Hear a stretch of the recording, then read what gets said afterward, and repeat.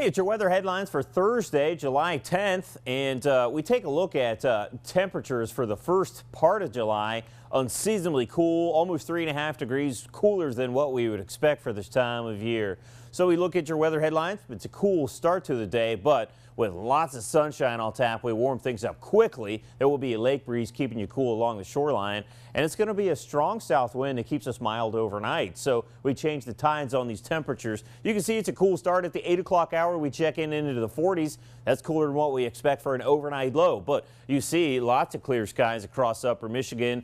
Dry conditions, a weak disturbance trying to toss some cloud cover over portions of the Keweenaw and Copper Country over the eastern Superior shoreline, but high pressure, as you can see, doing a pretty good job keeping us dry.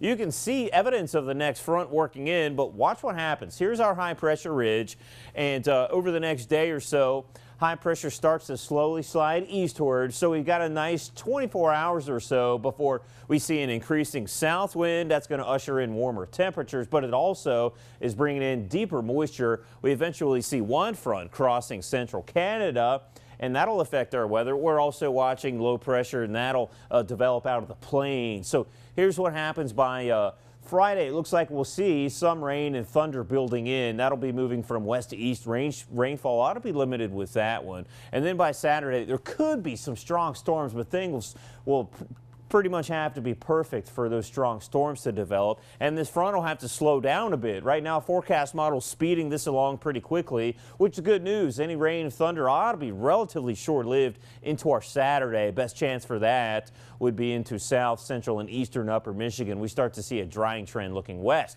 and then rain and thunder continue into your Sunday as well. Back to today, well, we get that lake breeze going. You can see it's going to be coolest along the shoreline, but there's also a south wind that develops to keep the warmer spots over the interior west. We'll top out of the upper 70s for finally a nice day of weather, close to average. But one of the cooler spots will be places like Manistee along the Lake Michigan shoreline, because we have that south wind already. That's pulling cool air off of Lake Michigan, but there's a lake breeze too, so that enhances the cooling effect along the Lake Michigan shoreline.